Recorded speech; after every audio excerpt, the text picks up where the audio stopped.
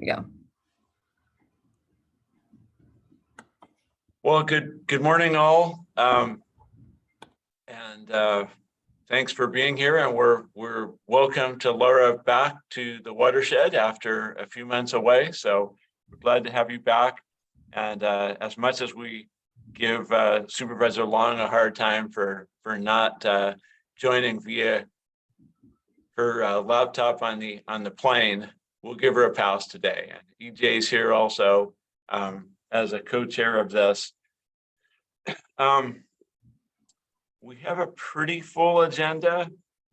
I'm willing to take a few minutes for everybody to do a brief introduction, since we do have some new folks. I'm Anthony Emmert with United Water Conservation District and the Fillmore and Piru Basins GSA, and co-chair this along with EJ. And EJ, you want to, probably everybody knows him, but. I hope so. EJ Remsen, I'm co-chair with Tony and Supervisor Long, and I work for the Nature Conservancy. Thank you. Tony, you want to call the names probably fastest? Yeah, let's go down the list. I'll go down the list in the participants. So Michael. Yeah, my name is Michael. I'm here representing Supervisor Long. I'm happy to be here. Unfortunately, she, like you said, she is on her way back from Washington right now, but I'm happy to be here to represent her. Field Representative District 3. Thank you. Nevin. Good morning. I go by Dino. Just call me that. Okay, it's Dino. So much easier. So if you see an email or letter with my given name of Naveen, you probably don't want that one. It's not a good one, but Dino. So I'm with the city of Oxnard, environmental specialist, new hire here. I think this might be the second meeting that I've attended. Absolutely looking forward to being a sponge and gathering as much information as I can gain from you guys down the road. Hopefully I can give as much as I get. Prior to here, I've been here 2 months. I work for the city of Pismo Beach. My permanent house is actually in Santa Paula, so it's kind of like coming back home for me, and it's a nice transition. So I like working for the city of Oxnard. And oddly enough, even though I'm here 2 months, the new nerd in the nard, we have some new people that are even newer than myself. So I am no longer the new nerd in the nard. All right, well, welcome, Dino. Thank you very much. Sanger, we haven't seen you for a while. Yeah, it's been a while. You know, I'm a Santa Paula guy, and since they moved their meetings from the United Water room there, it's been a little bit more difficult, but thanks to the miracle of Zoom, I can join in with you. And actually, Sean Kelly, the executive director of the Santa Clara River Conservancy, is away this week, so he asked me to sit in for him, and so that's what I'm doing. Happy to be here. Nice to have you back. Aaron? Hello, I'm Aaron Kreisberg. My first meeting, actually, I'm the staff ecologist at Channel Islands Restoration, and my coworker, Holly Wright, who I think comes pretty regularly, was not available today, so she asked me if I could do it. So getting my introduction to her. Well, welcome. Arnie, another name that's been around for a couple of days. I think I saw. Yeah, I'm here. Sorry. There we go. Arnie Anselm, Ventura County Public Works Agency, Watershed Protection District, at home under COVID quarantine. So, but happy to be here. You had to sacrifice today to be here. Thanks for joining us. Let's see. Did I catch? Oh, you know what? Going down the list isn't working very well because there are new people that are coming into that list. Let's see. So Avery. Avery's still here, or? Yep. Hello, my name's Avery Blackwell. I'm a consultant, geosyntech consultants doing stormwater watershed planning, and work in the river watershed quite. Nice. Thanks for being here. Candace? Good morning. I'm Candace Menigan. I'm on the board of Friends of the Santa Clara River. as well as the formal Piru Basin's Groundwater Sustainability Agency. Good morning. Chuck.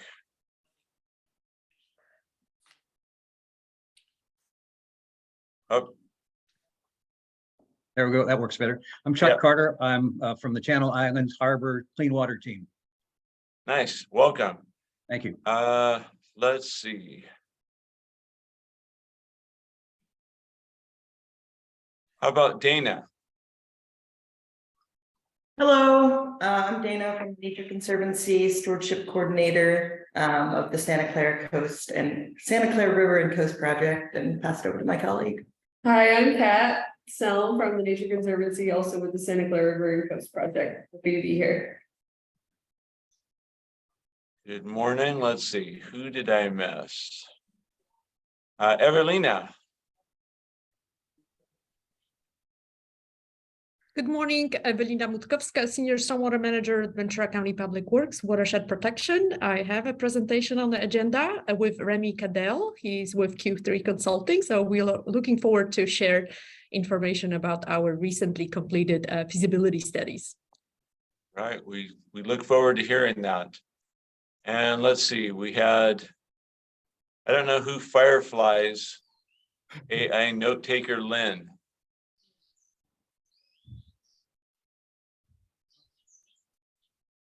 Move on, Glenn. Hey, good morning, Glenn Shepherd, County Public Works Agency and Director for Watershed Protection. Morning. Good morning. Let's see, Greg. Saw him. There he is. Hi, I'm Greg Hawkes with M&S Engineers, and I lead our grant writing practice. Hannah. Good morning, Hannah Garcia Wickstrom, Environmental Scientist with United Water Conservation District. Welcome. Let's see, Heidi. Hello, my name's Heidi. I am representing the Ventura County Resource Conservation District, and I'm also the Ventura River Watershed Coordinator. Good morning. Jamie. Good morning. My name is Jamie Whiteford. I'm the Director of Projects and Grants here with the Ventura County Resource Conservation District. Happy to see everybody this morning. Good morning. Joel. Morning, everyone. Joel Hayes from the County of Ventura Planning Division. Good morning. Kiernan. Kiernan Bertalik with Rincon Consultants, Title Director of Watershed Sciences. Morning. Let's see, Kit. Or Kit's Otter.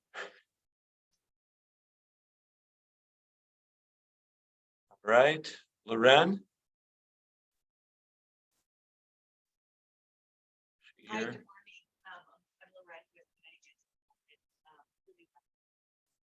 Can't hear you very well. Sorry. Hopefully this is better. This is much better. Thank you. Sorry about that. It's I guess early.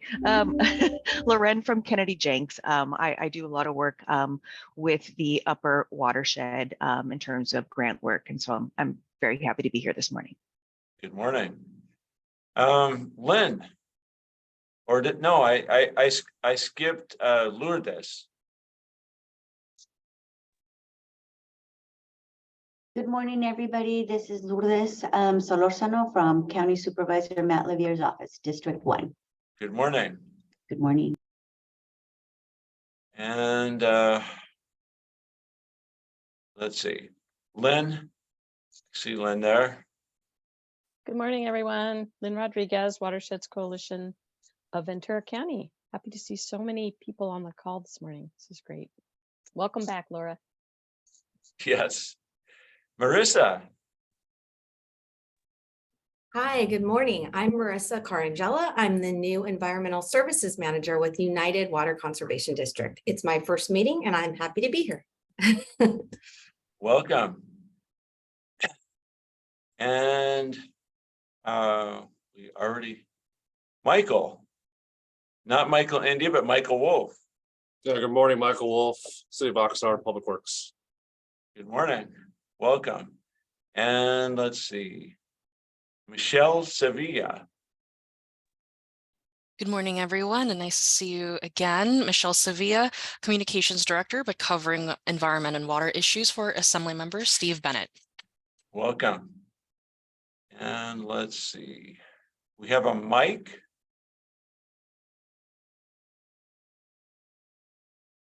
All right. And Monique. Good morning, Monique Ware with Ventura Water. Good morning. And we already covered Dino. Remy. Good morning, Remy Kendall with Q3 consultant to Ewelina and our Ventura County Public Works Agency. Welcome. Thank you. Rick. Good morning, everyone. Rick Vasilopoulos, Water Resources Planner at Santa Clarita Valley Water Agency. Morning. Morning. And Russell. Morning, everyone. Russell Marlowe, Senior Project Manager in Caltrout's Ventura office. Good morning. Let's see. We had Sanger. Sarah. Good morning. This is Sarah Mulder from Ventura Water. And Maruja.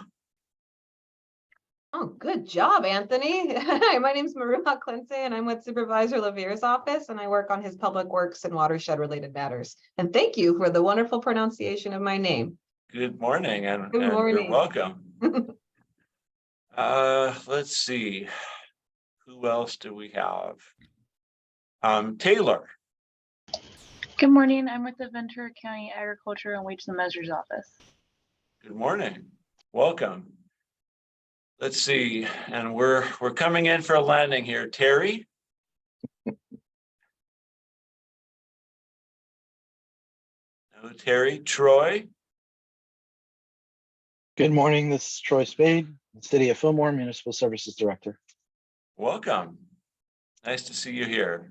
Thank you. Tom, I saw you there earlier. Yeah, still here. Tom Dudley with Riparian Invasion Research Lab at UC Santa Barbara and lemon and avocado grower in Saticoy, which is why I have my favorite cup with me. Nice.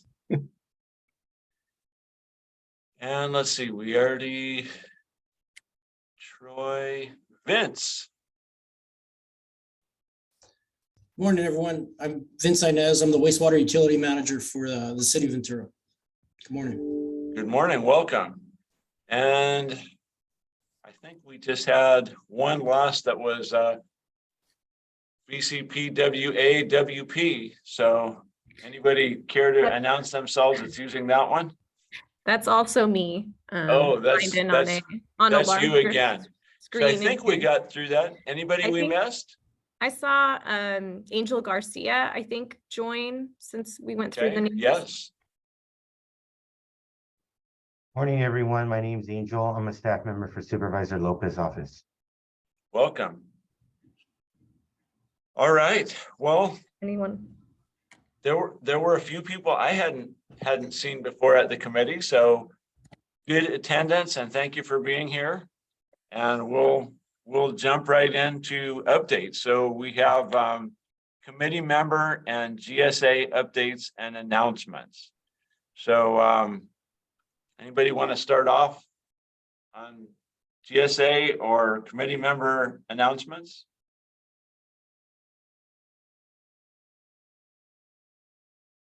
I think for the, I can speak for the, or Director Menigan, do you want to make an update for the Fillmore and Piru Basin GSA?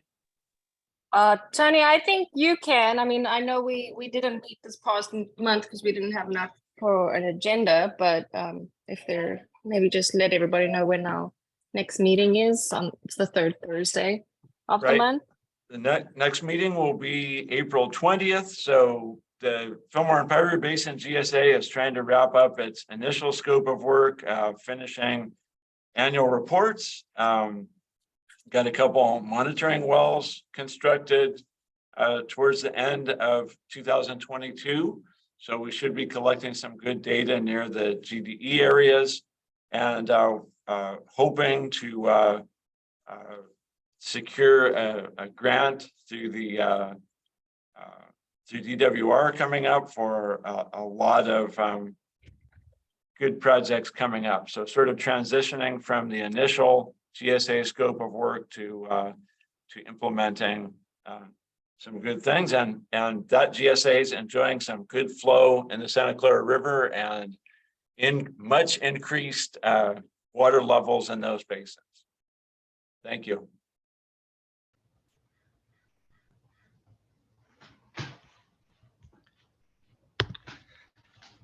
Arnie here. I'll give a real brief update on the Fox Canyon groundwater meeting yesterday. There was an item on project selection criteria, and we've been going through how to identify the best projects for the GSA to support and to put into their GSP. And it's a long process, but we've got selection criteria in to work with now, and it'll be refined as projects come in with more and more detail. But I think those projects are really going to help us to achieve sustainability in the long run. Thank you. Any other GSA announcements? Any other GSA representatives here that we missed? And if not, then any general announcements from committee members?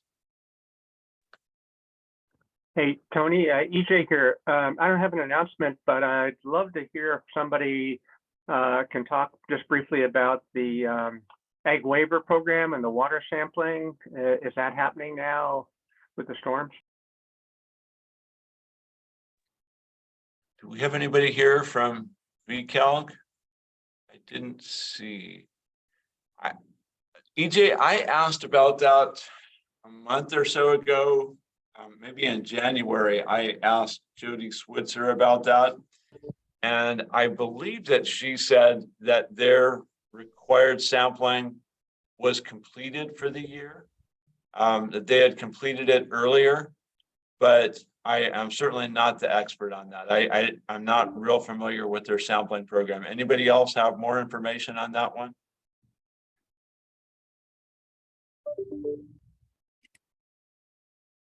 I'm not sure if they've completed their annual sampling as well. Tony, I can tell you the stormwater program, the countywide stormwater programs completed theirs with all the rain we've had. And I related to the ag waiver, I just wanted to let those know, I believe that the next LA Regional Water Quality Control Board meeting is next month, and it will be on the ag waiver. And I believe it's at United. Is that right, Tony? It's on April 27th. It is. I don't have to travel very far to go to that regional board meeting. Yeah. So for those, it's at our office in Oxnard on April 27th. Yeah. I see Vince has his hand up.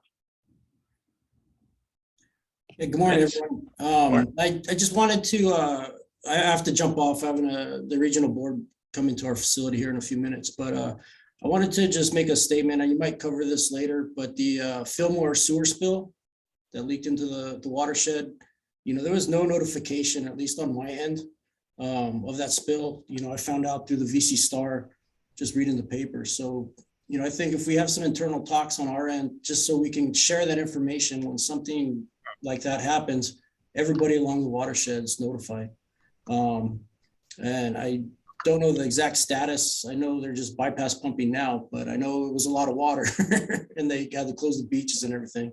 But we have a very robust sampling program that we do in the Santa Clara River estuary. So I just wanted to throw it out there. So if we have some ideas, so if something like this does happen in the future, we can all talk to each other and know what's going on, so we can all prepare our sampling and notifications and everything. So feel free to reach out to me at any time. And if we want to talk on this further, we can set up another sidebar meeting.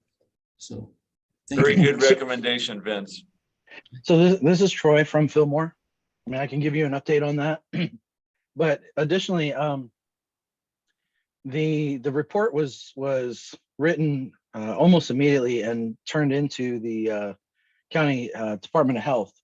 If there are other notifications that we need to do, I'm happy to make sure that that happens. The initial report has been updated. There's different volume numbers of the spillage, but yeah, there's a lot of misinformation too about what was being done there. The spillage, a lot of it was contained. We had Patriot out, we had Rain for Rent out. We were pumping through a pipe system, but we took that pipe system under culverts that went under the highway, and then out. We piped that back into sewer manholes. So there was a lot of that volume that did spill that was recaptured, but I don't have exact numbers on that. And right now the bypass pumps are still set up. We have a collapsed manhole, and we're working on trying to upsize the line, reconfigure through the highway, and have some redundancy so we don't have this issue again. But we have 75% of the sewage that flows through the city flows through that manhole and that line. So that is kind of the update with that. Thank you.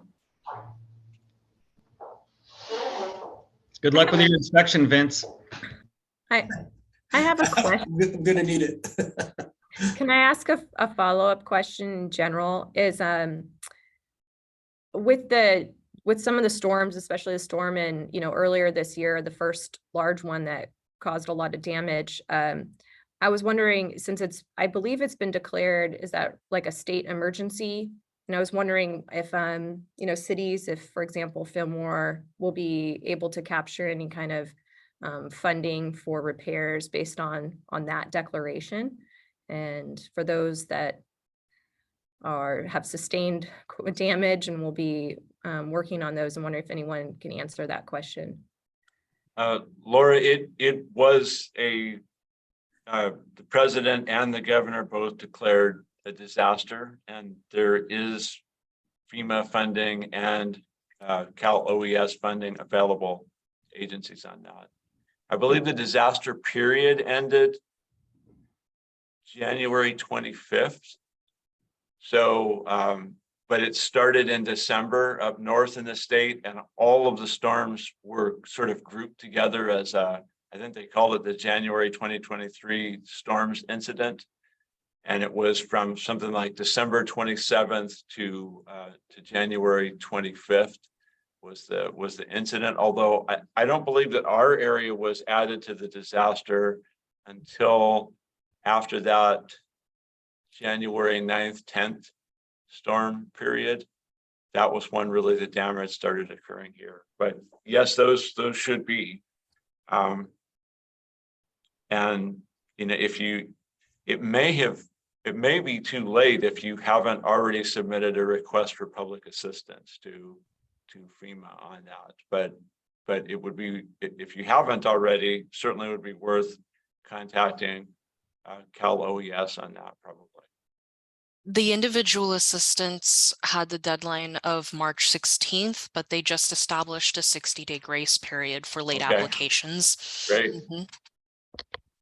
Yeah, good news.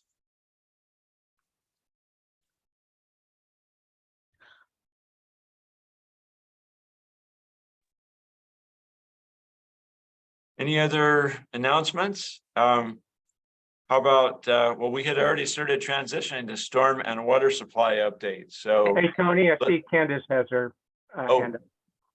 Candace. Yeah, I just had some updates from Friends of the Santa Clara River, but I know someone mentioned Holly's been attending, so some of this might have been shared with the group already. But we have an Explore the Coast grant that is taking school groups out to the coastline and the Santa Clara mouth, and that's ongoing through the State Coastal Conservancy. We're also taking school groups out to the Fillmore Ethnobotany Trail at the hatchery, and I'm doing environmental education there. I have been working with Stillwater Sciences, and we've submitted a pre-proposal to Department of Fish and Wildlife for a fish passage remediation project on Sisar Creek. So that would be removing an Arizona crossing on a private residence and replacing it with a 90-foot free span bridge to reconnect steelhead habitat. And we also submitted to the Watershed grant program, and we're waiting on those 2 applications. That's a $2 million project. Then Holly's also been doing the IRWM Disadvantaged Community Engagement Program. We're doing a project about Spanish and English speaking with practitioners and project managers and folks in the field. And then with regards to recent storms and stormwater monitoring, Tony, I'd sent an email to you about future items for our GSA. And I was just wondering, because there is a Superfund site in Fillmore, and they've been monitoring it a specific way because of drought conditions. But now with obviously more water volume in groundwater, I am interested to hear if and how those monitoring techniques are going to be updated so that we aren't having groundwater contamination. And then specifically to, the FEMA state of emergency around flooding, Friends of the Santa Clara has also done a CEQA challenge against Los Angeles County planning. We've had, mobile homes actually fall into the Santa Clara River in the upper watershed, and the county is proposing to narrow flood maps. And so we're challenging that, saying that, we really should be putting levee setbacks in, and there wasn't proper environmental review to make that change. And I think these recent events also show that we shouldn't be narrowing our flood maps. Yeah, so I think that's all my update for now. Thank you.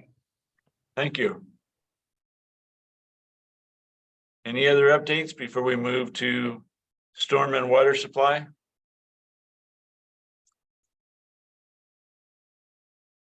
Glenn or somebody from Watershed Protection District, any general overview update on our recent storms?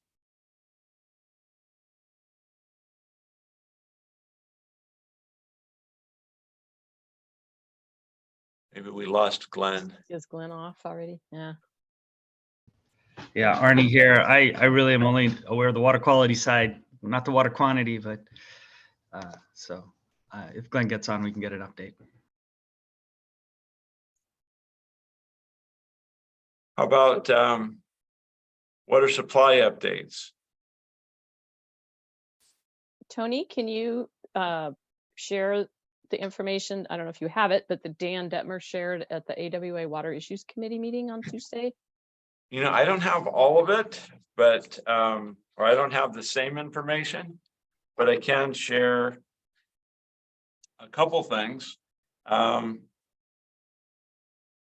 Lake Casitas, if I'm looking at Casitas' area, last week Lake Casitas was 57%, and I think I checked a little while ago, and it had exceeded 60% of capacity.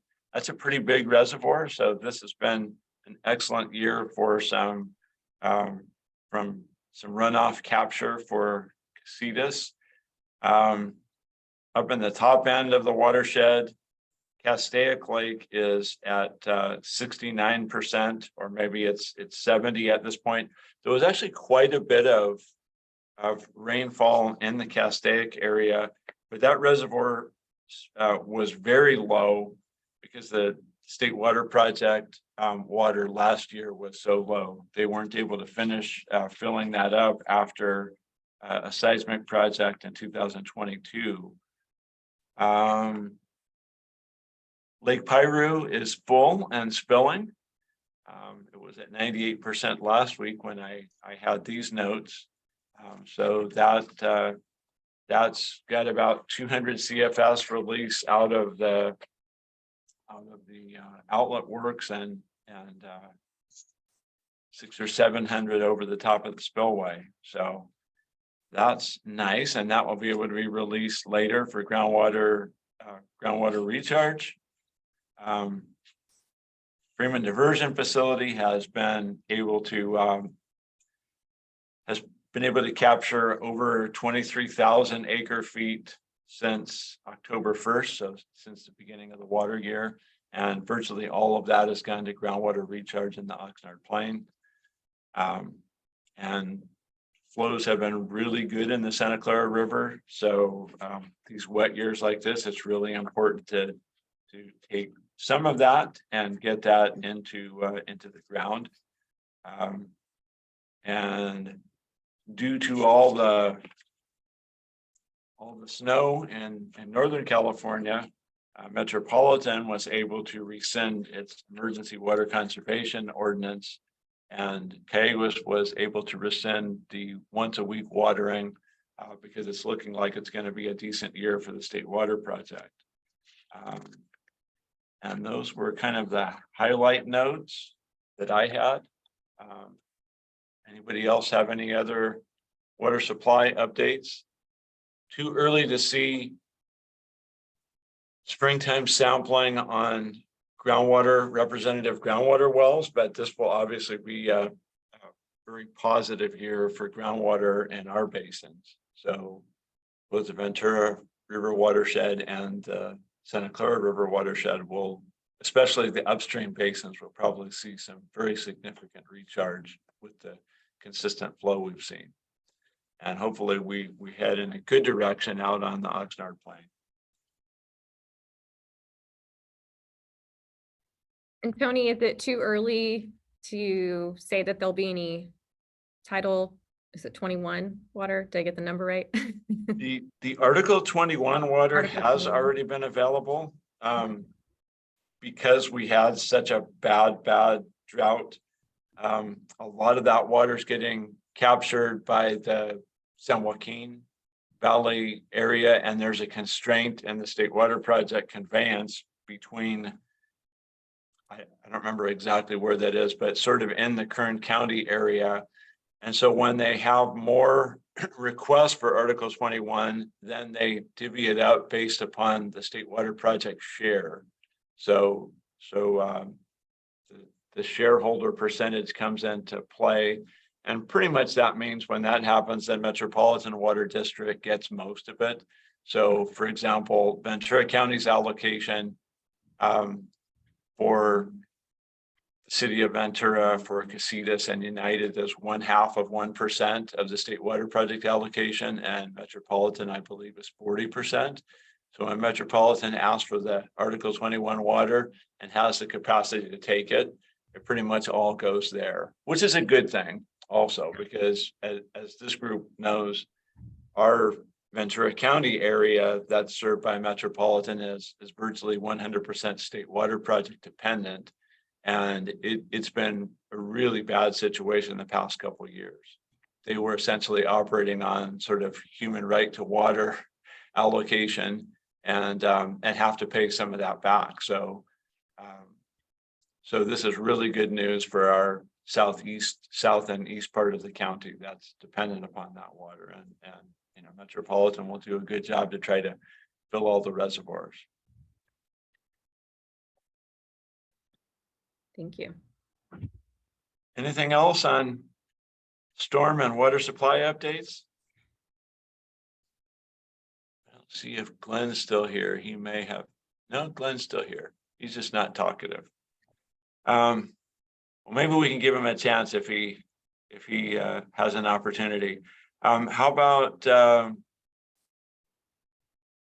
we ready to go to Ewelina's presentation on stormwater capture feasibility studies in Saticoy and El Rio? Yeah, I think so. If there's no other updates or comments, you know, we haven't met in a few months, so anything that has come to mind or things that you'd like to draw attention to for potentially, I guess, a future meeting topics. If not, then we're ready.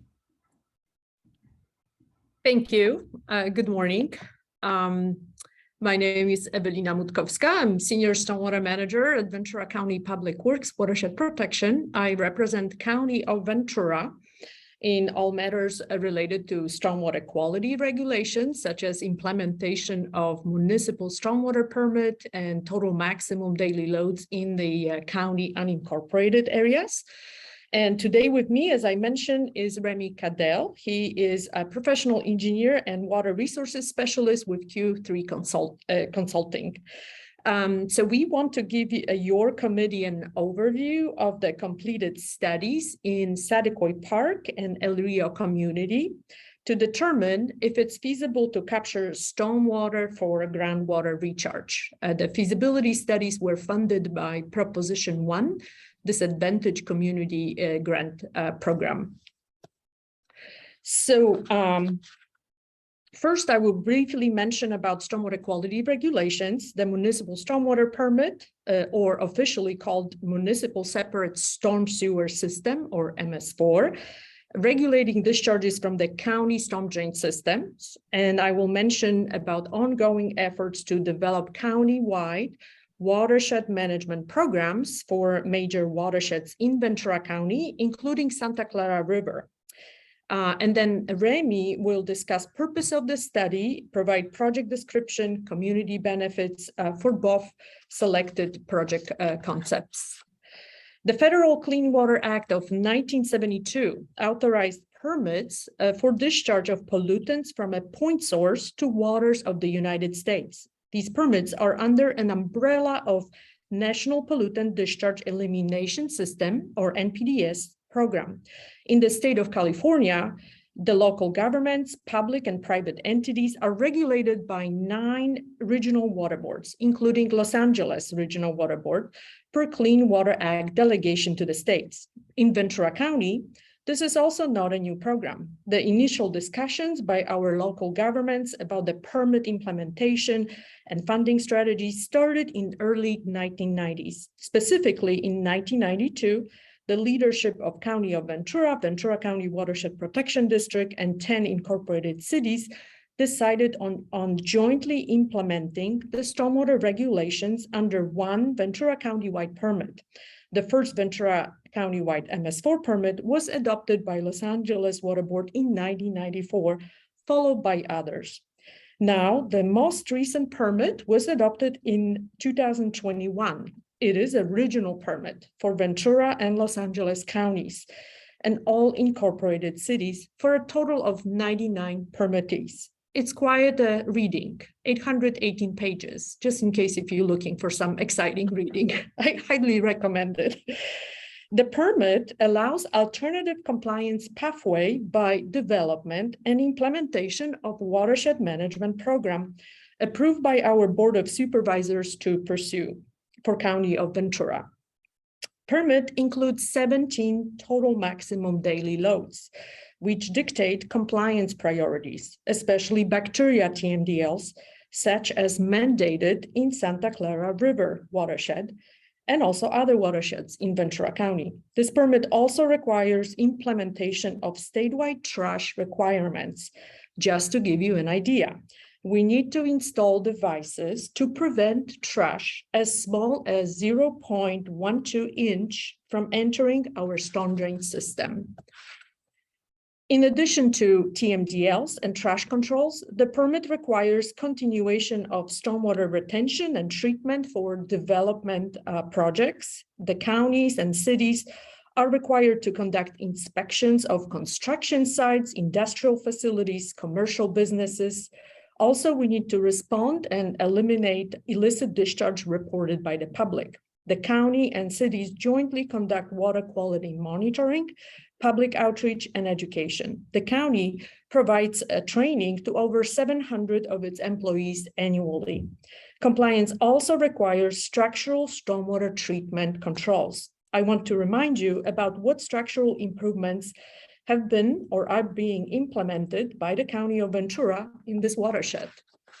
So first, in 2016, the county installed pervious concrete in an unincorporated community of El Rio. This project was funded by Proposition 84. The project provides for stormwater capture from 41 acres in El Rio community, and the county is providing for a long-term operation and maintenance. If you are interested in project details, I strongly recommend our website, uninc.vcstormwater.org.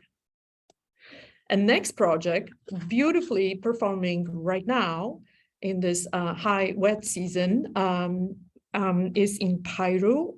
We connected unincorporated county storm drain system to existing United Water Conservation District and Piru spreading grounds for stormwater capture from about 36 acres of unincorporated community of Piru for stormwater treatment and subsurface infiltration. We've estimated an average of 17 acre-feet per year using about 10 years of data.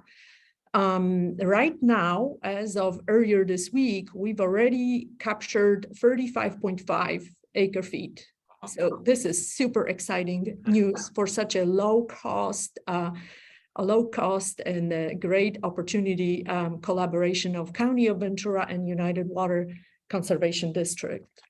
Also, if you're interested about project, we have a really cool video showing construction details and functioning of the project available on the same website, unincvcstormwater.org. And the third one, I'm also happy to report to your committee, it's actually already begin to be constructed. This is collaboration between Caltrans and County of Ventura in a unincorporated community of Saticoy. Project is designed to capture stormwater runoff from 38 acres of unincorporated community, estimated 19 acre-feet of stormwater capture per year, also trash removal. This location of this project is right off 118, right before the Santa Clara River Bridge, very close to the Ventura County Saticoy operation yard. So as I mentioned, 100% design was completed. Caltrans selected construction contractor. The project has just begun and is estimated to be completed in 2025. Caltrans paid for design and construction, estimated $5.8 million, and the County of Ventura will provide for long-term operations and maintenance. And so what now? In May 2022, our Ventura County Board of Supervisors approved the alternative compliance pathway under the MS4 permit by development and implementation of countywide watershed management programs. We are actively developing the programs right now, looking for strategies, control measures, non-structural, structural, regional stormwater mitigation projects to meet compliance with the permit and total maximum daily loads. That program is due in September 2023 to Los Angeles Regional Water Board.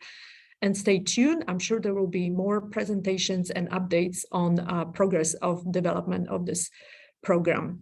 So before we talk about the feasibility studies completed for Saticoy Park and for El Rio community, I just would like to mention the most cost-effective solution that we are looking for is to divert stormwater runoff from storm drain system into a stormwater pretreatment system to remove trash, debris, oils for further natural attenuation and infiltration for groundwater recharge. This is the most cost-efficient and effective method, especially for bacteria TMDL compliance. And I mentioned to you, there is bacteria TMDL required in Santa Clara River. So the focus of the study was to look for these type of projects, multi-benefits, stormwater treatment, the improvement of water quality in our creeks, rivers, the ocean, but at the same time groundwater recharge. So funded by Proposition 1, Disadvantaged Community Grant Program, there was some money available for technical assistance, and our two proposals were accepted by the Disadvantaged Community Committee. The purpose of the feasibility studies, like I mentioned, was to find out if stormwater capture is feasible at the two selected locations in disadvantaged community. The Saticoy Park, it's a county park operated by the County Park and Recreation Department, and also in El Rio community. We focused on Rio Plaza Elementary School. We are happy to talk about what our findings were, and I just want to mention that Rio School District is interested in collaboration, possible collaboration. I talked to Wanda Kelly, the Director of Partnership, Innovations, and Principal Support, and she is very excited about this opportunity for collaboration. So just last thing I want to mention before Remy gives you details on the studies is that we currently have no other grant funding or other sources of funding to move forward with completion of design, construction, and the long-term maintenance. But at this time, those two selected projects, or concepts that we will talk about, are basically ready for either competitive grant program or other type of source funding consideration. Remy? Thank you, Ewelina. So the first project we'll look at is Saticoy Park. If you can go to the next slide. So next slide. Oh, thank you. So Saticoy Park is located on the northern end of the unincorporated Saticoy community in the Santa Clara River watershed. There's actually a storm drain named Saticoy Drain that drains along the western edge of the park, and then it later confluences with Brown Barranca and ultimately discharges to the Santa Clara River. So the three objectives that we intended to meet with the design, the preliminary design, are one, to find an opportunity to recharge the aquifer, an opportunity to minimize localized flooding, specifically in Brown Barranca, and also meet the wastewater allocation of the bacterial TMDL and the MS4 permit. And finally, I will mention that the County Parks and Recreation Department is currently going through a park update. They received state funding for the park update. So the idea was to find collaboration with the department. Next slide. So as we enter the study, our experience in the area is that infiltration is great at multiple locations. But what we found through our geotechnical investigation is that there's high groundwater. So we were not able to propose a upper infiltration chamber system. Then we went down to, we used deeper borings down to 50 feet, and we didn't find any confined layers of sand that took out any possibility to implement dry wells. And finally, we talked to Saticoy Sanitary District and the City of Ventura, and neither of the two districts identified that they had capacity on their sewer system to accept supplemental stormwater, so supplemental flows. So all these simple approaches to capture and infiltrate or divert stormwater were not feasible. So the solution you see at the top of the slide that we retain is a stormwater capture through for infiltration through geohydraulic infiltration tubing associated with UV treatment. So it is feasible. That said, the system is expensive to install and operate, and we'll go through the details.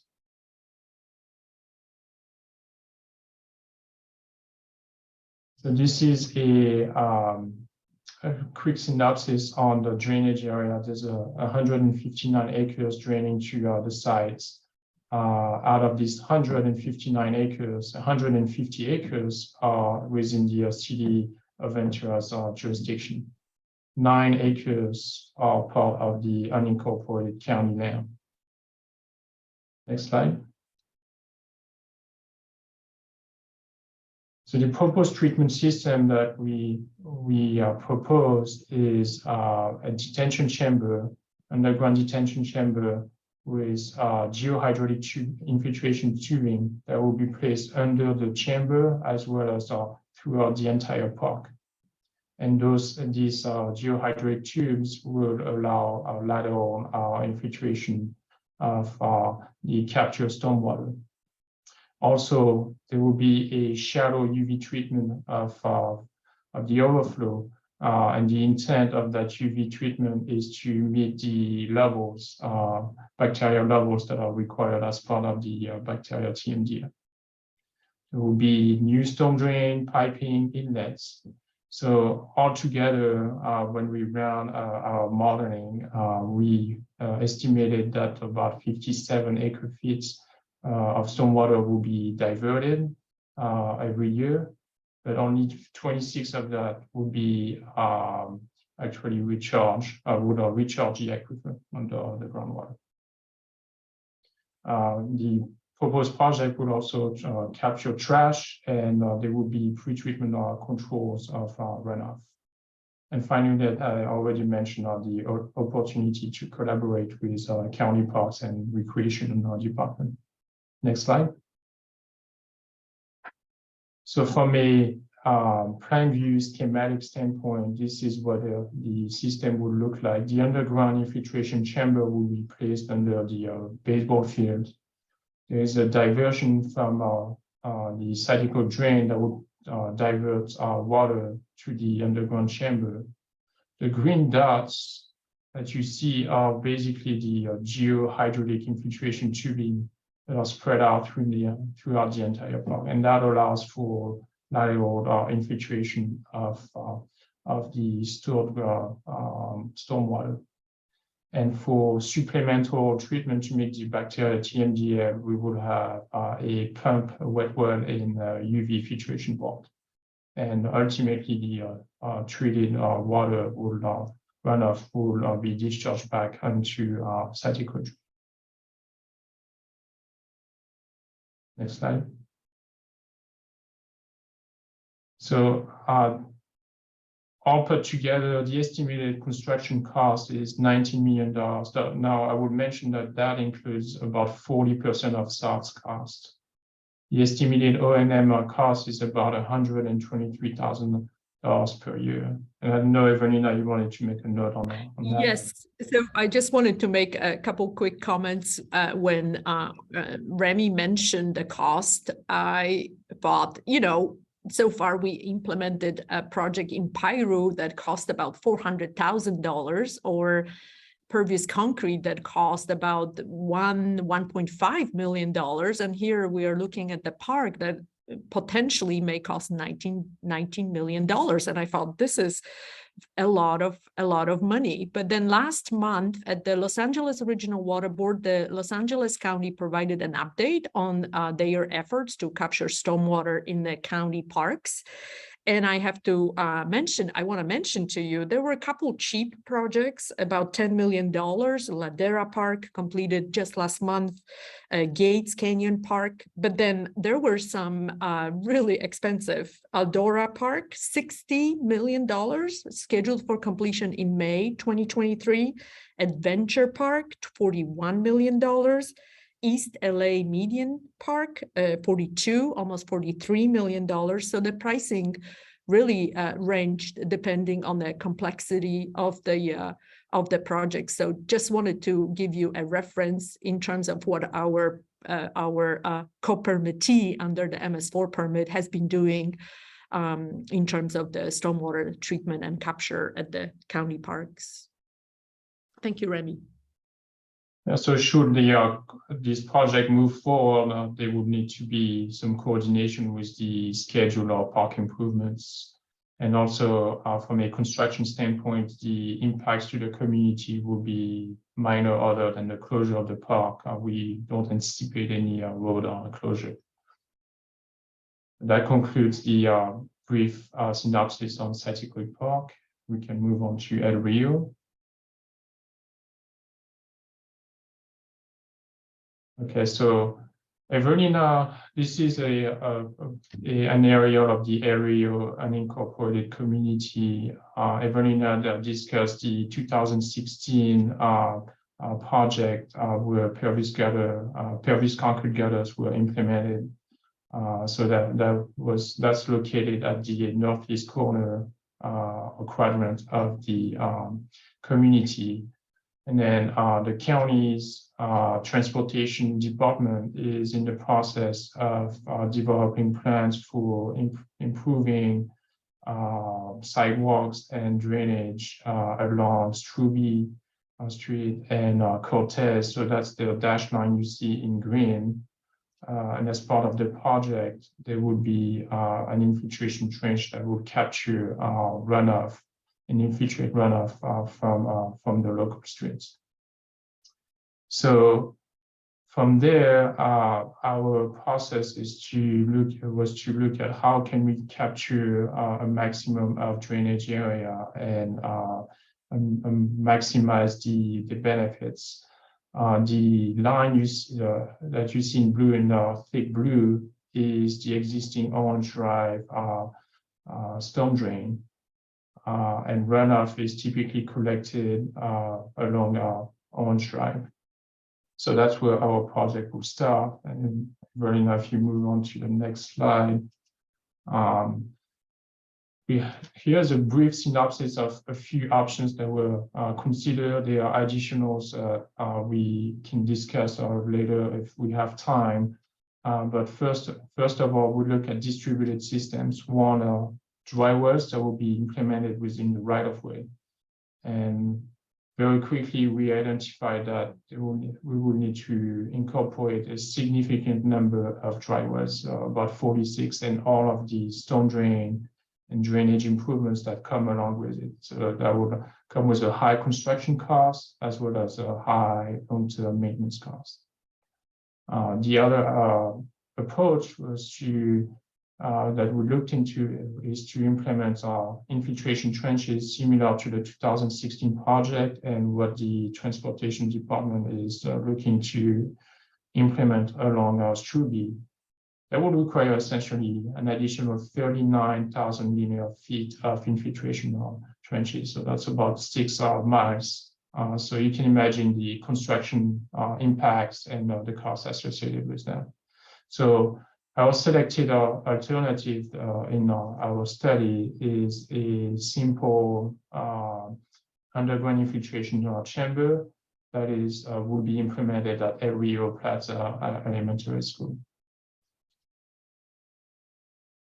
And so Ewelina mentioned that this study is funded by the DAC grant program. Our goal is to recharge the aquifer, and at this point, there's no grant funding that's available for design or construction and the long-term maintenance. So looking at the drainage area, what you see in orange is the existing, and the orange line is the existing storm drain. The limits of our projects are delineated in the dashed black line. The idea is to have an inline diversion system along Orange Drive storm drain and gravity flow that runoff to an underground chamber that will be located under the baseball field of Rio Plaza Elementary School. And there will be also some minor storm drain improvements at different intersections to capture supplemental runoff and minimize flooding where flood-prone areas were identified.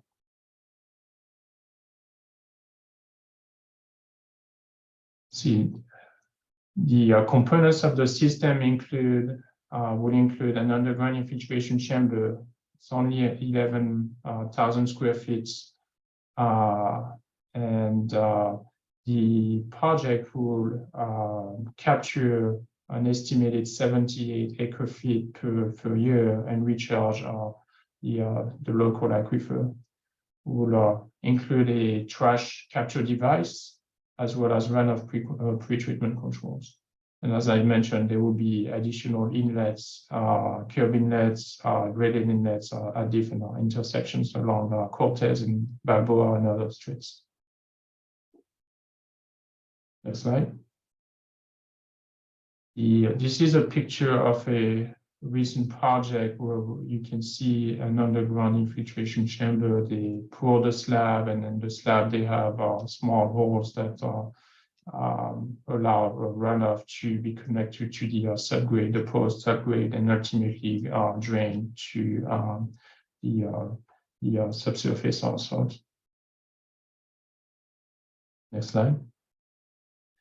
So here, including soft costs, the estimated construction cost is about $9.3 million. And the operation and maintenance costs will average $52,000 per year. We would only disturb about half an acre of the school grounds. The project includes 1,200 linear feet of storm drain piping and inlets. I did mention the square footage of the infiltration chambers. It's rather small, about 11,000 square feet. And one community benefit is that we would, as part of the project, we are proposing to rebuild, enhance the existing baseball and softball fields and amenities at Rio Plaza.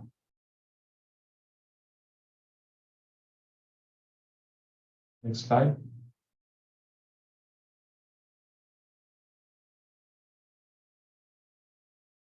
We had a presentation a couple of weeks ago with the local representative, and what we indicated to the community is that this project will minimize impacts. The project was designed to always maintain at least one lane of traffic open to minimize impacts on the residents, and also there will only be 3 intersections that will need to be closed at times to allow the storm drain to run all the way to Rio Plaza. Next slide. We've put together an approximate schedule. The schedule applies to both projects. Ewelina did mention that grant funding, project financing is not available. So once funding becomes available and is secure, we anticipate that either project will take about 2.5 to 3 years to be constructed.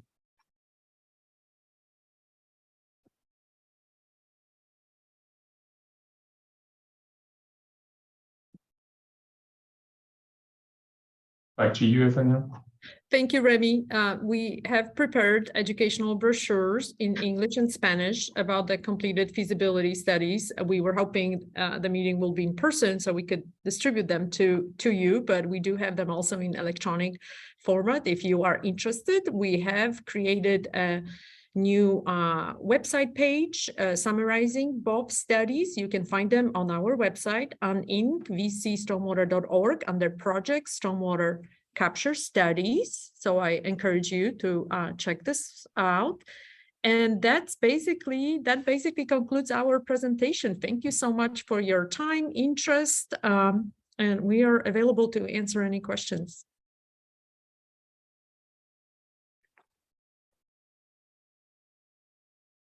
Any questions? The presentation was so thorough, we didn't have any questions. Megan has her hand up. Candace, I mean, sorry. Oh. Hi. Ewelina, you know I love your projects, and these are great, and thank you for sharing them. I had a question about how much did these feasibility studies cost? So we received funding about $260,000 for both studies, and it was 100% grant funded. Okay. Because I'm just wondering if, you know, it would be lovely to do this on a county-wide scale to see like where our opportunities lie, and then like see what that cost of the different projects are. Because there's obviously, you know, I think this was very much directed from where can we serve disadvantaged communities. But I'm just thinking, like, if we could do this on a county-wide basis, then you can, you know, there's all these opportunities to collaborate with cities too, and get a better idea of, you know, the cost benefit analysis of all the different types of projects that are available to us. Excellent point, Candice. The county stormwater program, we have at least 3 contracts in progress right now. We are looking for stormwater capture treatment, and those areas, the feasibility studies now are prioritized based on our total maximum daily load requirements under the MS permit. So we are looking for opportunity to capture and treat stormwater low flows in Upper Malibu Creek. That's where we have another bacteria TMDL, also nutrients, nitrogen, phosphorus requirements to be reduced. Then in Ventura River, we're looking for some opportunities as well. And the third one is at the Kitty Beach and Hobby Beach, where we have bacteria TMDL. We're looking for some solutions to eliminate wet weather discharges into Kitty Beach. But agree that could be done in other areas as well. And under our ongoing development of watershed management programs countywide, we are right now trying to identify more opportunities. So parcels, land owned by the county, by public agencies for effective collaboration are being prioritized, but mostly it's driven by the regulations, the deadlines that the Los Angeles Regional Water Board expects us to comply. And as I mentioned, there will be a future outreach on the watershed management program. So I think it will be a very interesting topic, and you will find a lot of interesting information and strategies. Yeah, I mean, I get that it's driven by compliance, and I think that's the thing is like the other city, you know, cities also have compliance. So it's really like roping what are their compliance requirements, what are the county's compliance requirements, and I mean, you know, like you say, you're doing it from the county's compliance point of view, but it's really like the role of this committee is like where that coordination with the cities also comes into play, so that we can also be assisting them to be meeting their compliance requirements. But lovely project. I did have one additional question with regards to the Caltrans operation and maintenance. You had said that the county would take that on. I'm just wondering, what is the selection criteria for which, you know, the county agrees to taking on ongoing operation and maintenance or not? Is there a selection criteria?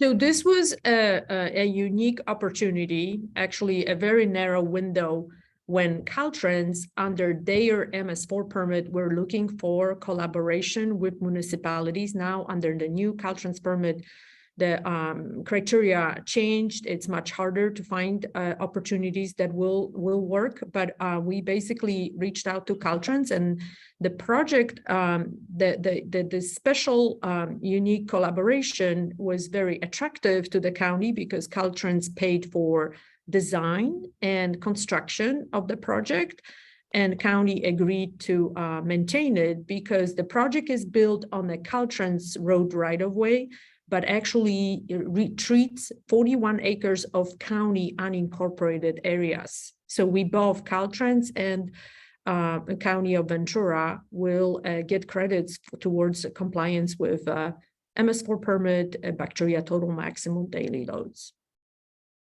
So basically, because they both benefit from the compliance, that was enough to motivate for the operation and maintenance cost. Correct. Okay. All right. Thanks. Thank you. I believe Joel has a question also.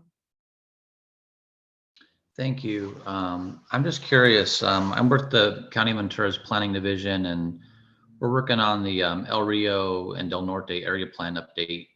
There hasn't really been any significant research or technical studies done for quite a long time. I believe the last kind of comprehensive area plan update was done in like 1995, something like that.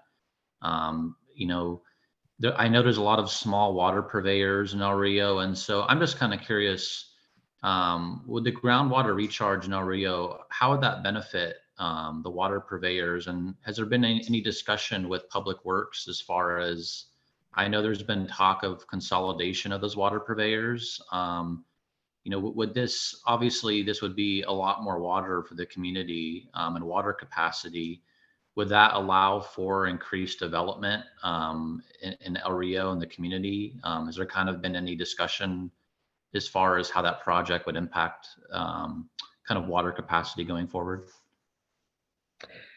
So Jewel, I focus on finding opportunities for stormwater capture and groundwater recharge, but I have not been involved in discussions with the water purveyors. I haven't been involved in this type of study. I know Arnie might be still on the I'm meeting. here. Maybe he I would can like to chime in a little bit.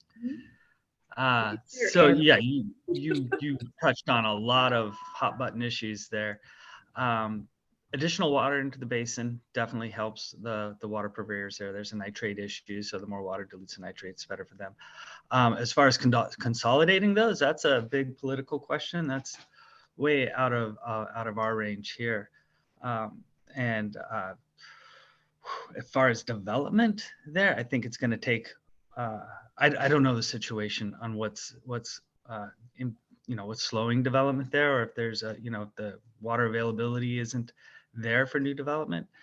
I do know that the county is working on doing essentially an inventory of all the water purveyors in Ventura County with a kind of a risk assessment, water resiliency lens to see which purveyors have enough fire flow, enough redundancy, what potential connections could be made to make them more resilient. That's in the works, but that won't be done for quite a while. But I don't think that's going to answer the question of will it be growth inducing? And I don't think there's enough water here to really worry about that there at this time. Thank you. I can probably add a little bit more to that, Joel, in that I think most of those water systems are organized under the water mutual. So that's essentially a property owner, small nonprofit corporation, essentially under the state. And most of those systems are fairly ancient. So typically, I think they were constructed in the very late 1940s or early 1950s. And so most of the ones that I know have limitations on their water supply regarding the nitrate contamination in that area that Arnie mentioned earlier. And then many of the rest of them are limited by not being able to meet the current fire flow standards. So, being that they were built in, to a standard of the 1940s or 1950s. And so I know several of them have been frustrated that they couldn't take advantage of things like ADUs and other permits because those are big lots. But, I've met with several of the mutual boards and they're sort of struggling with what they should do. So do they keep the same management format and then they have to raise a lot of money, get technical help, and that's one route that they can do. They can talk to the county public works and perhaps do a county service area that they would form and they would tax themselves.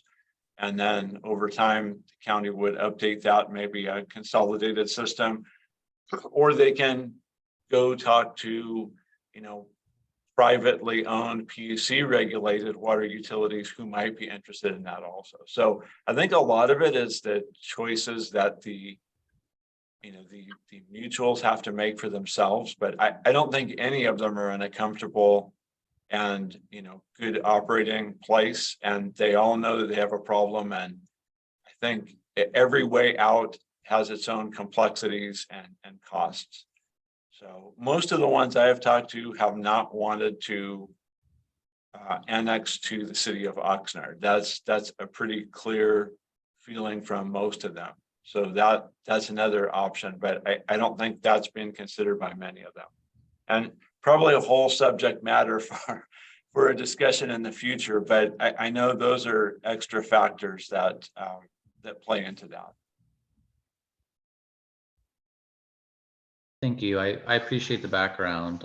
Yeah, I was just more as a curiosity question, kind of how, a water project like this would kind of affect the community. Although Anthony, as you mentioned, there's so many complexities to the overall question. So I think it's great to have the project. It's just kind of putting all the pieces together.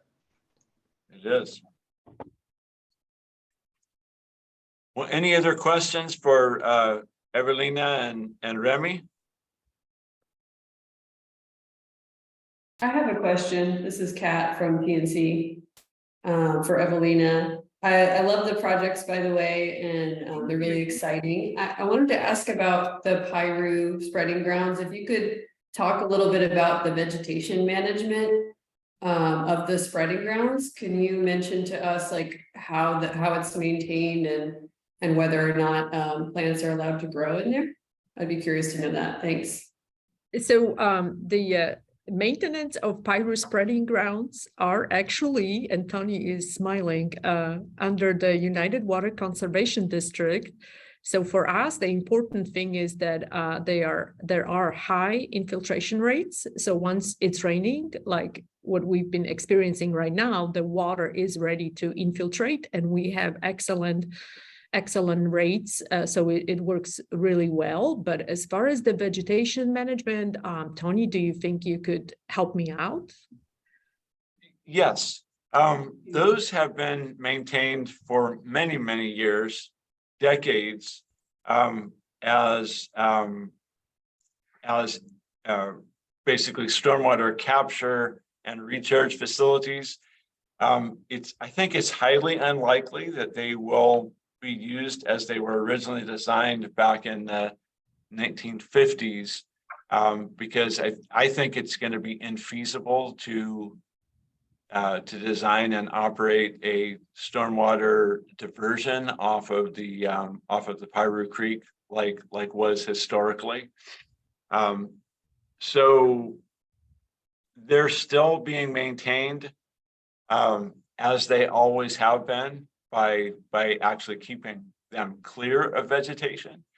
But I think there might be a project in the future that could transform that.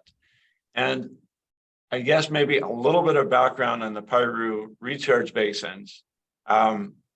Those were the most useful prior to the Santa Clarita community development. So we have a very different hydrology from the 1940s and 50s until today. So we have quite a bit of imported water brought into the Santa Clarita area, and we have a thriving riparian corridor upstream of Piru, which really wasn't the case historically without all that added water. And so in United's area, one of the worst groundwater basins was the Piru Basin, because no water was coming from the east, and the creek of Piru Creek was the main source. So that was why those basins were constructed. But with the current hydrology, the Piru Basin recharges really quite readily. So when we have flows from the Santa Clara River or flows down Piru Creek, it recharges readily. So all that to say, it seems like that the Piru Basin spreading grounds properties are ripe for some creative thought and maybe some other ways to repurpose those. And I can't necessarily speak for our board, but they're a little bit of a stranded asset in a way.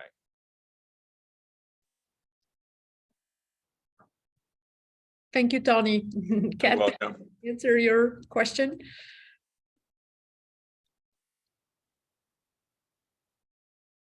Yes, I agree. Thank you. I think stranded asset, cool idea, future project, love it. Thank you, Yeah, Tony. we should keep talking about that one. Yeah, awesome. Thank you. Anything else for, George, do you have a question? Yes, I want to thank everyone here for their efforts to improve stormwater quality on the Santa Clara River and smooth out the hydrology so that there is more infiltration of runoff. I also want to emphasize the degree to which I feel we are very much behind when we have water that is so turbid and so interrupted on the Santa Clara River. And I just wanted to pose the question for the counties and everyone's consideration. If the Clean Water Act requires best available technology to treat inflows to the Santa Clara River, and the 100-year floodplain is generally available, then why are we tolerating a myriad of untreated pre-existing discharges, including recent sewage spills? And what will be the legal and financial consequences for the Fillmore sewage spills and other discharges in violation of the Clean Water Act? These are just basic stormwater discharges all up and down the Santa Clara River. How will those resources be utilized for real water quality improvement and living ecosystems that allow native species to thrive beyond just studies and sterile concrete lined channels and basins? Thank you. Ewelina, you want to take a stab at that one or parts of it? As I mentioned in in my presentation, under the MS4 permit, there's already significant progress in capturing stormwater. New development, redevelopment projects are required to retain the design storm somewhere in the area of 85th percentile, and then the stormwater treatment improvements that we are doing our best, trying to find the grant funding to implement. Currently, under the development of watershed management programs, we are looking for new strategies to be able to do more in the very near future. Yes, is Arnie around? Would you? Yeah, I'm still here. Awesome. Yeah, it's another very big question with a lot of depth to it. I'm not going to touch the Fillmore spill, but to just look at the Santa Clara River watershed, it is enormous, right? I think it's maybe only like 6% developed, at least on the Ventura County side. But a lot of the turbidity you see is definitely due to just the natural open space. That doesn't absolve us of our responsibility as owning MS4s and discharging to the river. There's 100 years or plus of development that these things were not considered, and so we're playing catch up, and it's going to take us a while to design a new infrastructure for the future to meet the requirements and to make that water quality better that's coming off the MS4s. But we can't be responsible for everything in the watershed. It's a gigantic watershed. I have my hand up. It's Candace Minigan. Candace. I would add that, Los Angeles County has a tax measure that helps fund stormwater projects. And I think if we are going to do a holistic Santa Clara River watershed is humongous approach to stormwater management and the opportunities that it can offer with regards to groundwater recharge and meeting the compliance. And this is kind of to the point that I was making with Ewelina. This is project by project based and compliance based. And it's really looking at it from where do our opportunities lie outside of compliance requirements. So compliance is driving it, but I would say that there is an opportunity to collaborate. And there is collaboration between the city and the county, but to do it on a higher scale where we prioritize where these opportunities lie. And a tax measure is going to be needed to actually get us up to speed because, as Arnie said, we are 100 years behind. Like we can't do it at the rate that is required without an infusion of funding. And I would say a tax measure is probably required to actually get us up to speed. Good point. That tax measure W was the one in Los Angeles County, correct? That was the one that it provided a continuous source of funding, and definitely projects and the rate of doing projects can speed up. Anything else on this item? We've probably fallen way behind, haven't we, Laura? But this is the kind of interaction I think we want to have. Well, thank you so much, Laura, you are muted. Thank you so much for this opportunity for consideration. Just a quick announcement. I have accepted program manager position with California Stormwater Quality Association. So I am leaving county actually today, but we have strong foundation. We have great leadership. We have great staff, and I am going to be around and helping out as much as I can on the state level to help out with all these efforts of stormwater capture and stormwater treatment. It was very nice working with all of you. I'm very sad to leave, but I'm very excited about this new opportunity for myself. Thank you so much. Well, congratulations, Ewelina. Thank you.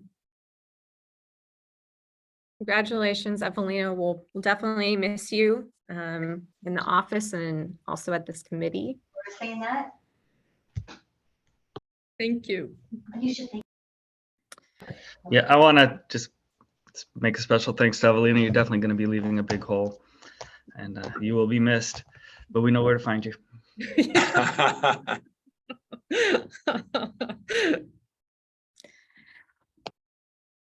Well, in interest of time, I'm just going to jump in here, Tony. So go ahead. Next on the agenda, we were going to give an update on the IRWM program and WaterTalks. And Lynn, I think that we can make this very brief so we can move on to more kind of a more pertinent discussion. But the WaterTalks, you'll see on the agenda that I put that a note just that with the WaterTalks program, which is our disadvantaged community involvement program, that there is a tribal engagement workshop, allyship workshop series. It's a 2-part series. So each day is different. It's not a repeat. And that is coming up March 29th. In a little bit, I can put a link to registering in the chat, but it was also included in an email announcement reminder for this meeting that went out yesterday. So if you received that and you're on our email list, you should see that link as well to register. And then WCVC, the WaterTalks committee, that's our disadvantaged community committee. We're kind of accepting the WaterTalks branding and moving forward with that. So that committee is meeting April 5th. If you're interested to engage more in that, Lynn Rodriguez is the primary contact. You can email her if you're not already on that email list and would like to join the WCVC WaterTalks committee. So Lynn can put, if you don't have her email, maybe she can put her email since we have some new people. And then Lynn, is there anything else regarding that and the IRWM program update? I will pull up those, my slides that includes I think a slide from that you had provided as well. So I'll get that going if you wanted to go ahead. Okay. I was just posting in the chat the link for the tribal engagement workshop. And thank you for mentioning that. We already have, I believe, 65 people have registered. It's all virtual. I think it's going to be really exciting 2 days. So if you have interest in better understanding the tribal communities and tribes in the county, and also how we can do a better job of coordinating and working with them, I really recommend attending at that event. And one other little note that, I mean, this was something Lynn shared with me, is that since I've been away in the planning process under this, that it sounds like there might be an opportunity for an in-person meeting in the future as well, which I hope does happen, to meet with some of our local tribal representatives and get together, since I think a lot of relationship, coalition building and trust is really an important factor when it comes to engaging some of these communities.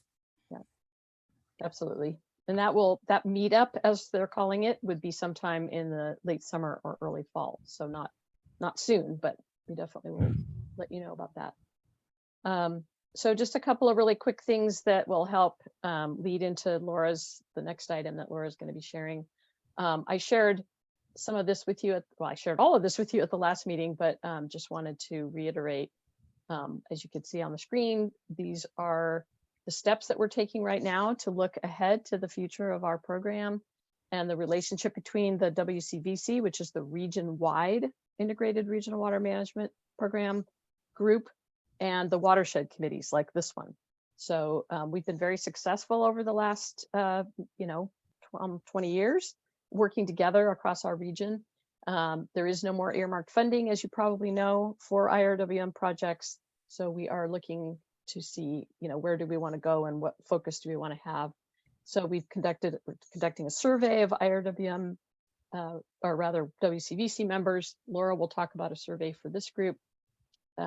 And we'll be talking about funding, how to continue these efforts in the absence of the initiative or the incentive for project funding directed to IRWM. And we continue to work closely with LA County. I attended their leadership committee meeting yesterday, and there's a strong support from LA County Flood Control, which manages the IRWM program down there, to keep their program efforts going. And we have collaborated so much on the WaterTalks program. We're also talking about how we can continue working together to serve the underserved communities that we've been engaging. So it's an exciting time, a transition time, and we'll continue working on that. Laura, did you have the funding? This other slide, I want to put that up. Were there any questions from anybody about that? Okay, so this one, sorry, the slide is missing the funding updates. Just very quickly, Prop 1 Round 2, we're moving forward. Cayugas Municipal Water District is the grant recipient for that. All of the project proponents are working together with Cayugas to get all their information together, and the grant hasn't been executed yet, but that will be coming in the next 4 or 5 months, I think. The drought relief grant that we've talked about before, I think I shared with you at the last meeting that we have 2 projects that are funded by that in the El Rio community, actually Nyland Acres. One of them is Garden Acres Mutual Water Company putting in a new well, and they've purchased the land, and that is being reimbursed by this drought relief grant. The state, in response to some issues that we were having about how the reimbursement is going to work, because mutual water companies are very small and somewhat low in capacity for managing money like this. Cayugas has now taken on managing the Garden Acres project so they can get reimbursed more quickly. So that's been wrapped into a different drought relief grant agreement. And we now have one remaining project in the agreement, which the County of Ventura will be serving as fiscal sponsor on behalf of that project. It's connected to the LA County grant agreement. So LA County Flood Control is the actual recipient of the grant party. And that project is the Nyland Acres Mutual Water Company mainline replacement. And that will be moving forward hopefully in the next few months. So that's all good. There's additional drought relief funding in the budget this year from the state. They did reduce the amount that they had approved in last year's budget, so there won't be quite as much available, but we'll continue to share information out with the group about those funds that are available. We're tracking water bonds that are being considered right now in the legislature, and the Assembly is looking at basically bringing back a bond that was being considered a couple sessions ago, which is AB 1567. It's a water bond similar to Prop 1 with some additional elements to it. There's currently $200 million in that draft bond for IRWM. So there's still a little bit being talked about. However, there's an effort underway to advocate to bring that back up to 500 million, which is approximately how much is in Prop 1. So the IRWM focused grant funding program is not dead yet. We're still in advocacy mode on it, and we'll keep you posted.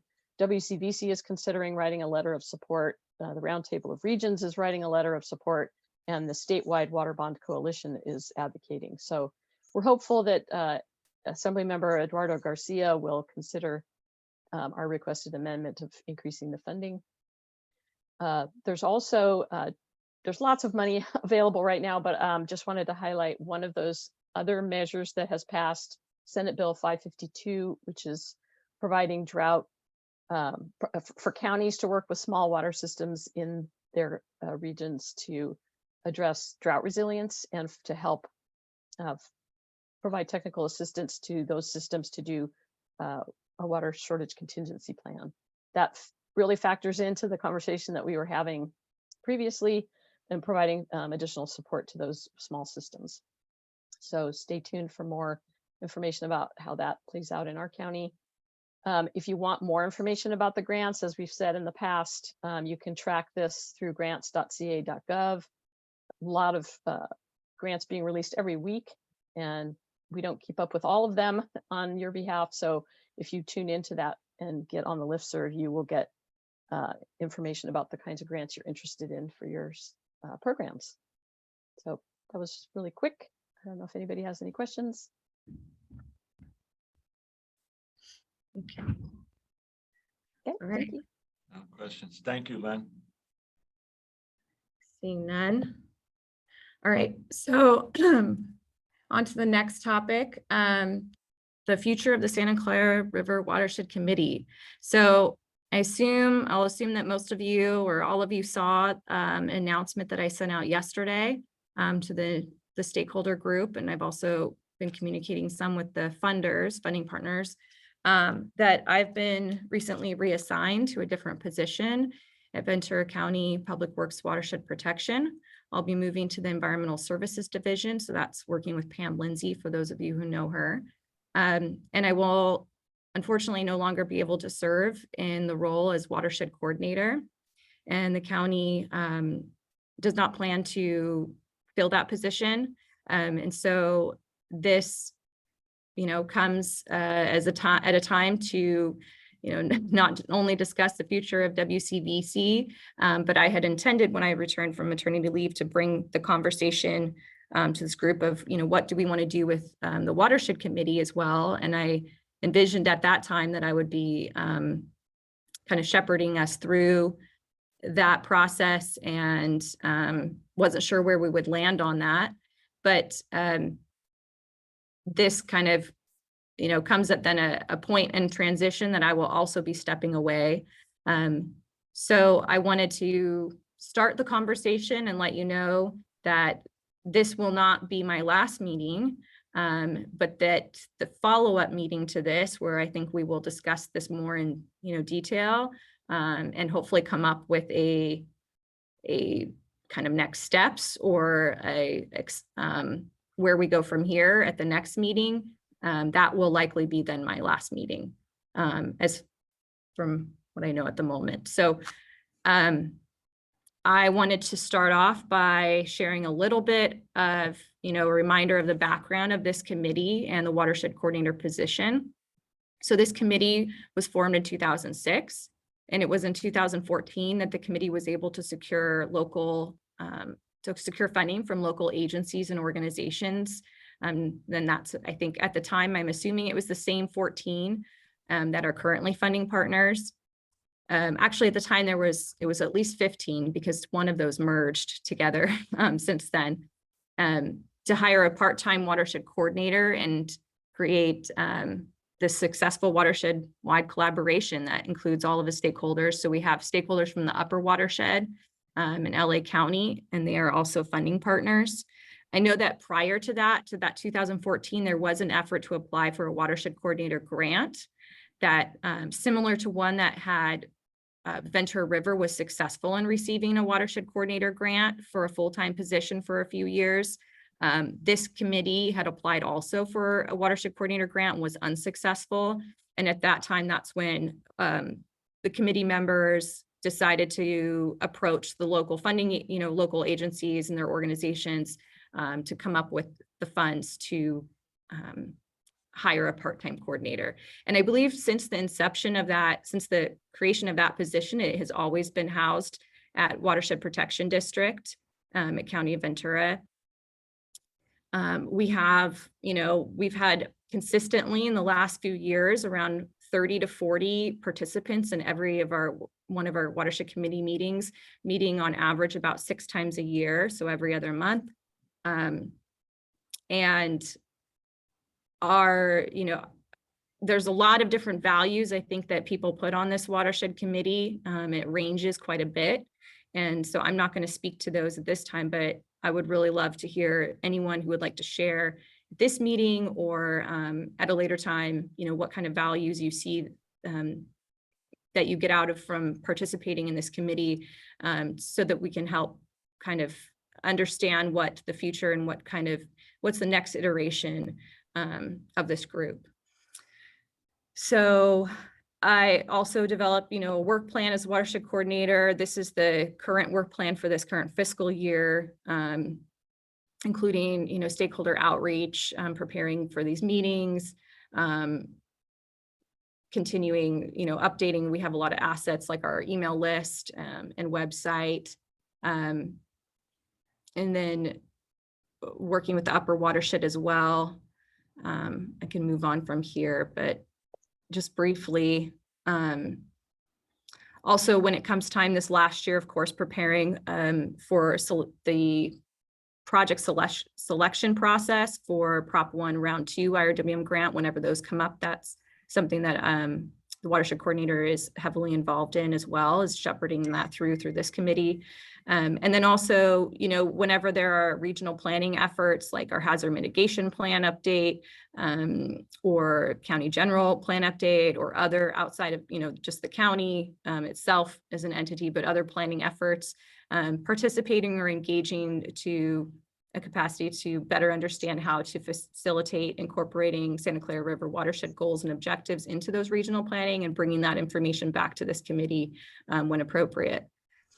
Also identifying opportunities for the enhanced coordination, so convening ad hoc committees such as our invasive weed task force. For a while there, we had a recreational education outreach committee that was interested in convening and active for a little while as well.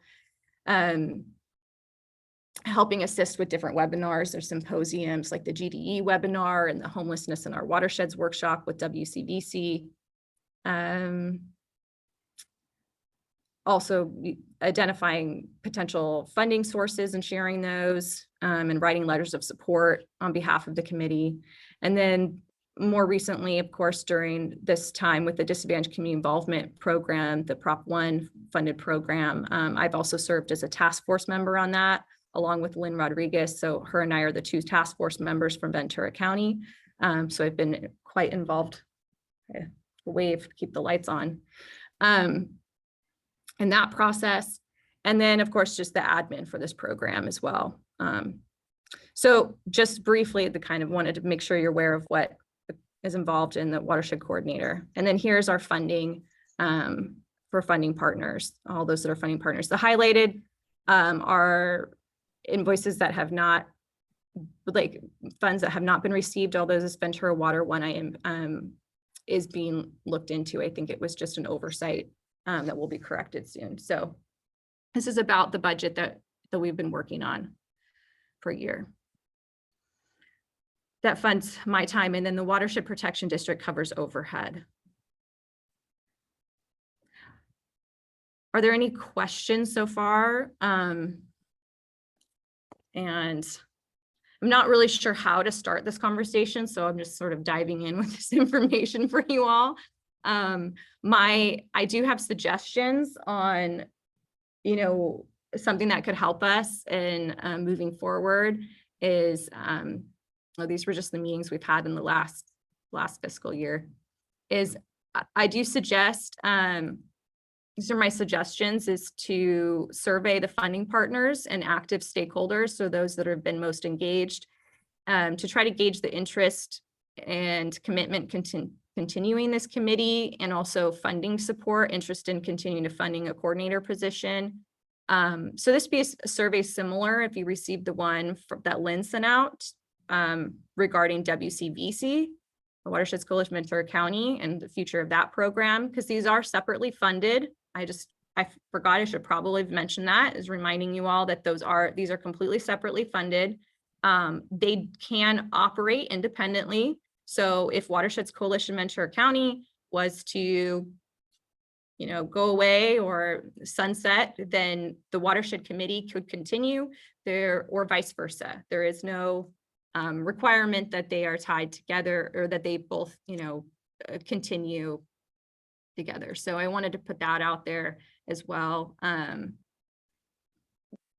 of the things that questions I think I have for all of you is about meeting frequency and the value that you see from this committee, which would help us kind of shape what the next iteration looks like. And then also an obvious question is, since Watershed Protection District won't be hosting the watershed coordinator position in the future, is who could host that? If you have ideas on that. I also, during this transition period, will be inventorying all of our assets. So like our website, email list, things like that, just preparing those for an easy transition if there's somebody to hand them off to. And then I believe we should meet again in probably about 2 months to review results from a survey and to have a more in-depth conversation and hopefully come to some sort of agreement on next steps. I'm going to open it up now for others.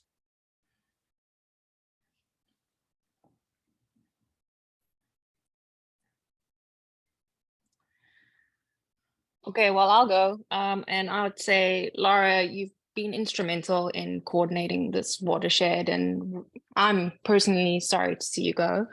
But I wish you well in your new chapter. And I'm very grateful that there is going to be some level of transition with you, because you kind of have been the shepherd of the watershed committee for so long.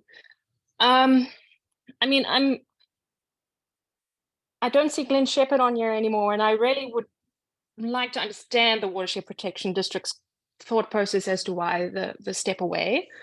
And I suppose that's not a fair question to put out to you, but because looking at the work plan, I just see there's a very county-centric role being played.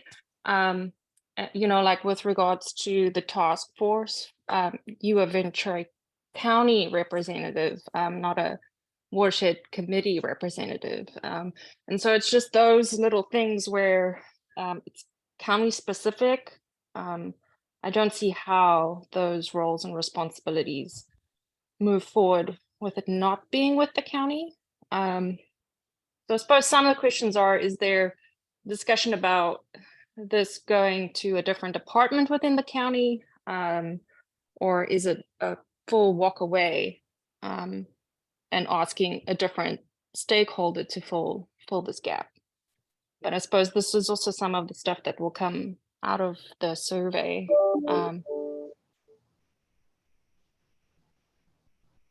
I can speak a little bit to that, Arnie here.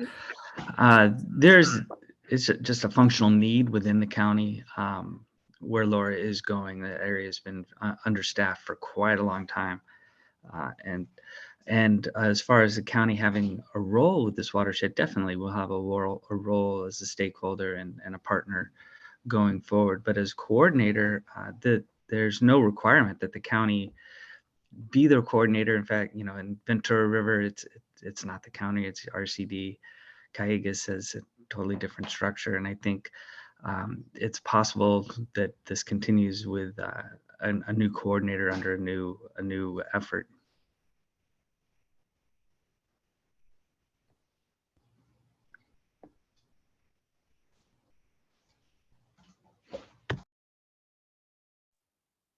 And so is that role that the county will play, is that going to be someone at Watershed Protection District?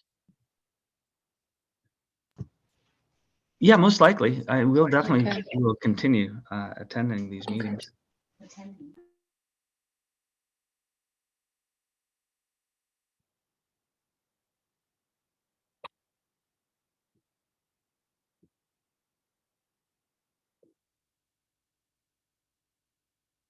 And one of the, I think one of the questions obviously would be from funding partners is their interest in continuing to fund a position and at what level. And I've only had a chance to have some preliminary conversations with our director in the Watershed Protection District, so I won't speak for the county for Public Works and Watershed Protection. But I think that's going to be, obviously that'll be kind of a critical determinant of what level the committee will remain active. I don't know if there's any other funding partners that are here today that would like to say anything.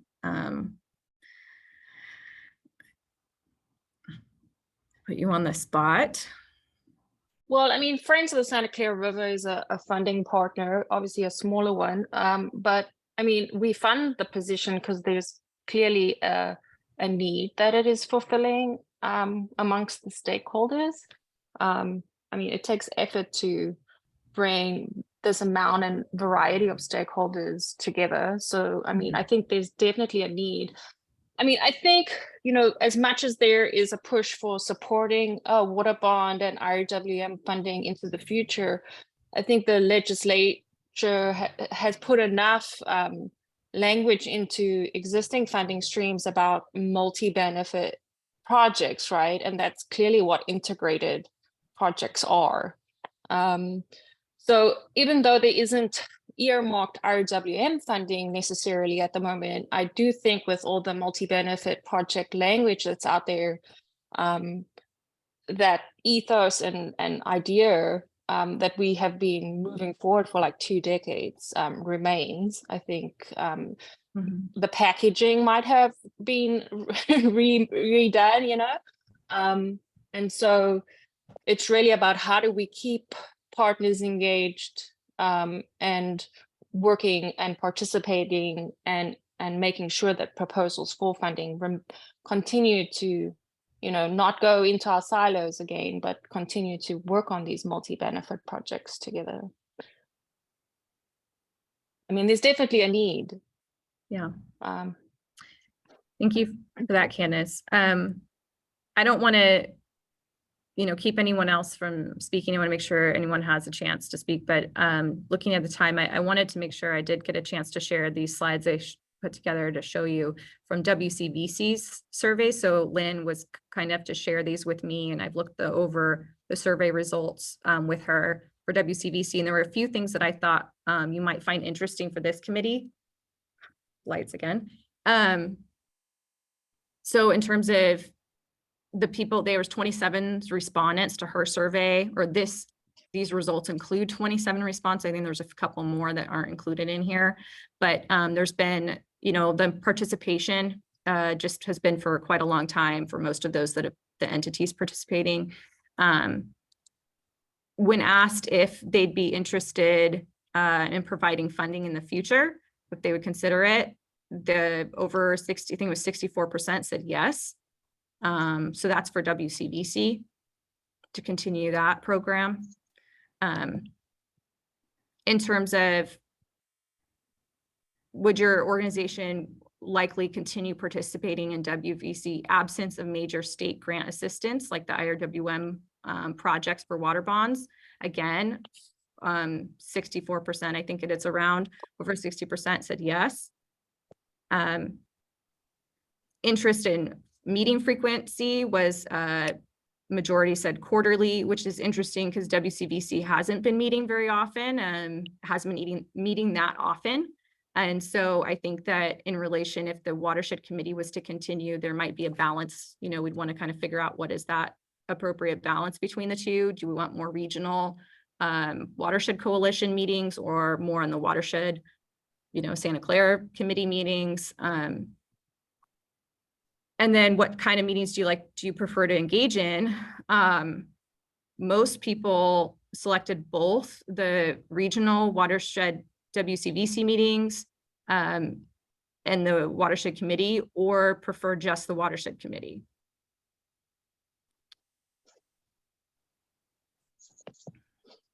And then about the values and benefit services that WCVC provides. So that this is specific to WCVC. I just wanted to point out, I think it's, interesting that the greatest benefits were, building trust and relationships, opportunities for grant funding to receive information about them, and participating in a regional forum to share ideas and learn from others. So I'll be asking similar questions, and I would love if anybody who took this survey, if has any feedback on the survey that Lynn sent out, WCVC survey, that you'd like to share with me so that I can improve upon it for our survey. I would greatly appreciate that. So if there was any questions you think that are missing or you think that we should ask, I would love to hear that, since I'll be probably putting this together in the next week. And Laura, can I just add? Yeah. Go ahead. I want to apologize to the 2 steering committee members that are on this call. You guys haven't seen this yet. We've been getting responses trickling in. I wanted to keep it open long enough to get a lot of people to participate. We did 2 surveys, one for the funding partners and then one for everybody else. Most of the funding partners filled out the everybody else survey, but we did get 2 surveys submitted under the funding partner, just a couple of different questions, not that many. And so I do plan to get this full PowerPoint. You just shared a couple of those slides, Laura, but there's a lot more data there. I do plan to get that out to the steering committee this week. So Tony and EJ, you will get your copy soon. And we'll be convening a steering committee meeting, hopefully someday, if we can get a date that works for everybody so that we can go over all of this. And I see these as parallel tracks, the efforts of this group to sort of look at the future and see where you're going to go, and the WCVC, even though they're separate, they're happening at the same time. And I think there's some benefit in that. And just to Candace's point about funding that's out there now that is, multi-benefit oriented and actually does focus on some of the same kinds of projects and programs that we've been implementing through IRWM. That's an excellent point. Those are separate applications. They don't go through one centralized place, and they're not favoring projects that have been included in an IRWM plan. So not that that's a bad thing, but they are different types of funding mechanisms. But you're right, there are a lot of siloed, if you will, project funding where you can go after flood control or groundwater management or habitat restoration as individual things. So the benefit of this group and the benefit of WCVC and the Ventura River group and the work in the Cayugas is that everybody's coming together and really trying to find multi-benefit projects. That doesn't always happen absent the incentive. So, but we need to, hopefully that will continue, and this group will continue to meet so that you can continue to develop those multi-benefit approaches.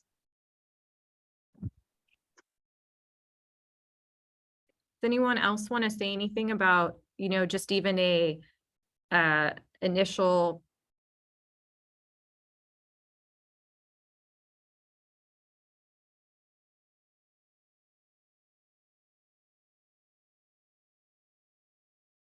I think we lost Laura. Either that or she's deep in thought. Yeah, I'll pipe in just real quickly. And I'm really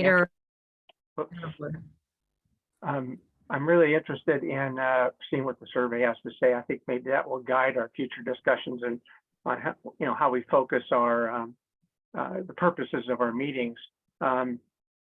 Just looking at the meeting today, we had a really interesting presentation on stormwater.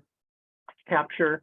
And then little side discussions, we're bringing up things like, well, there might be a possible partnership between United and the Nature Conservancy or others that might be able to do a collaborative project, you know, at least discuss it on the pyro spreading grounds. You know, that stuff doesn't happen unless we have people get together like this and have those spontaneous connections. So I hope it continues. Thanks. I would echo the same thing that EJ is saying is, you know, I personally value the opportunity to think about things in a larger way, and I'll speak for myself is that I have plenty of stuff that's on the to-do list that that would take up all of my available time and more. But you know, I have valued the relationships and learning about some of the other projects. And I think probably, I don't remember if the Pyro Spreading Grounds project cooperative venture between United and Ventura County Stormwater Program would have happened. Or I don't remember where the original conversation was, but that kind of thing is sort of the intent. And I see, you know, that's a big value in meeting other folks and having those conversations. And I think there's a lot of value in it, but it's clearly going to change quite a bit. Or we have some things that are changing that we can't address, and it's an opportunity to think about how this is shaped going forward. So. Thank you.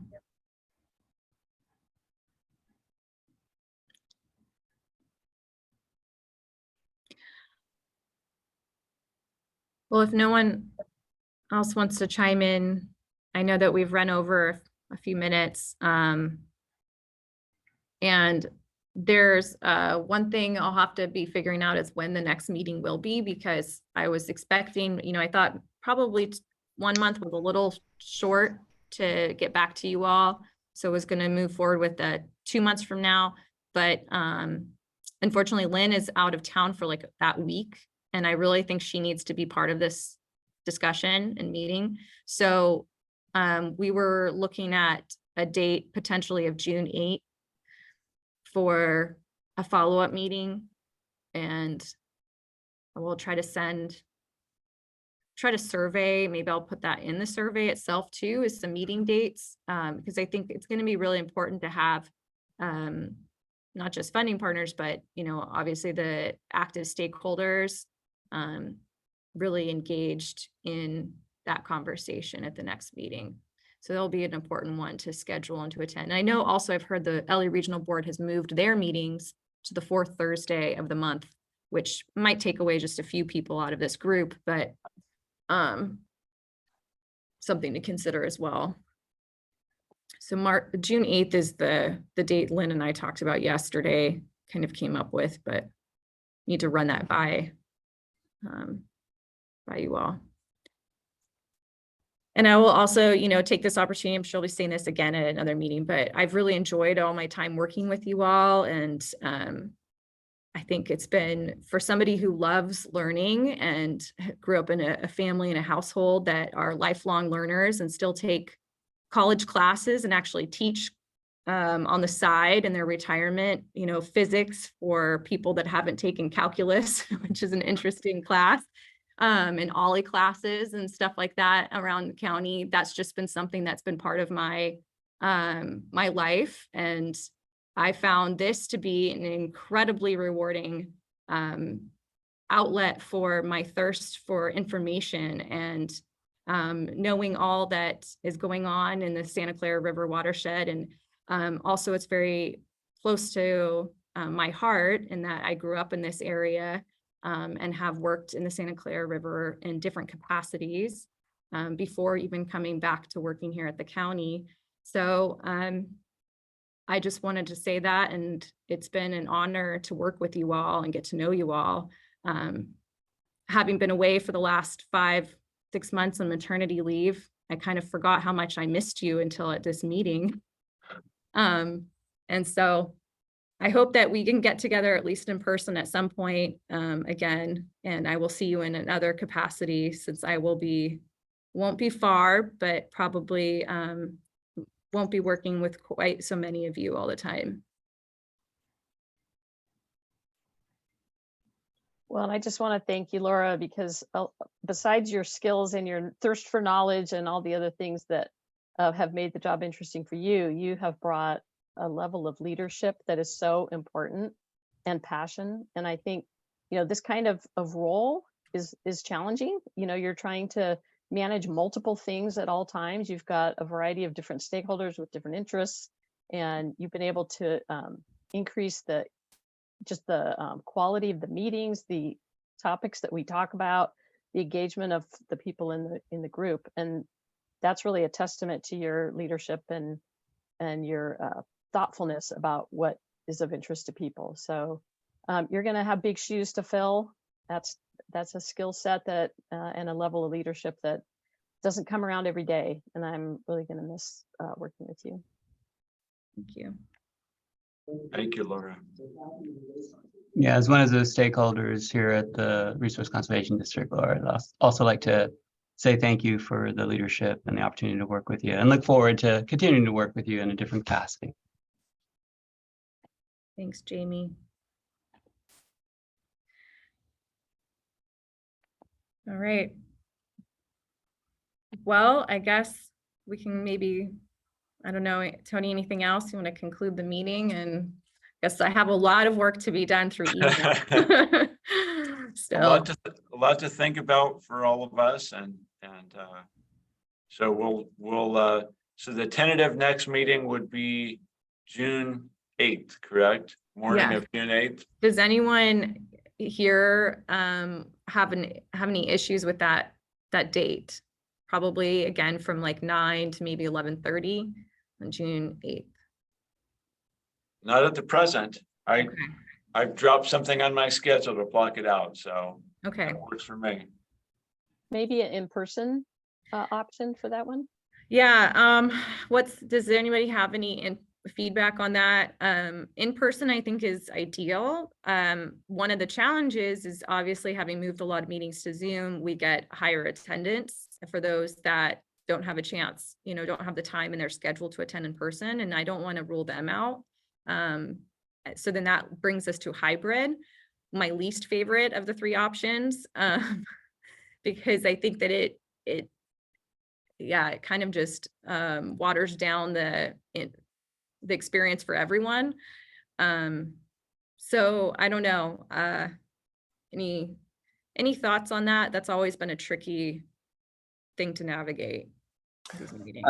I'm curious to know, do you need help, or are there ways that the group can imagine improving the hybrid experience? It's a good question. Probably the people that are tuning in remotely have the least quality experience because you're not in the room with everybody else. But yeah, that's a good question. If there's ways to. I haven't been one of those people that's tuned in remotely, so I don't know if anyone who has any feedback, like that they would like to share their experience. Do you find it just as easy to participate, or we try to do our best making sure everyone can hear, and microphones, and United has a state-of-the-art setup for that. As one of those, I was going to say, as one of those people, I would say that it serves a great purpose having it hybrid if you just can't make it for the entire meeting, but you still want to learn what's happening or hear some specific presentation. It's very valuable. So I see the limitations of the hybrid because obviously it provides a level of convenience to not be there in person. But by the same token, for those who simply cannot attend physically, I think it's a valuable service. So I'd encourage to, maintain that opportunity for people, but also try to meet in person as much as we can. I've been a participant via Zoom when it's been at United, and I found it perfectly fine as a hybrid option. Great. Yeah. Okay, so I'm hearing that for this next meeting, we can try to make it hybrid and encourage everyone to attend in person if you can, since it would be nice to come together again in person. Since the future is uncertain on when that may happen again. So maybe we can have a little get together and farewell for a little while. Or hopefully maybe this gets picked up quickly and we can just move on ahead. So I guess we can conclude there. Sound good? We can, and would you like me to check? I can check on the room availability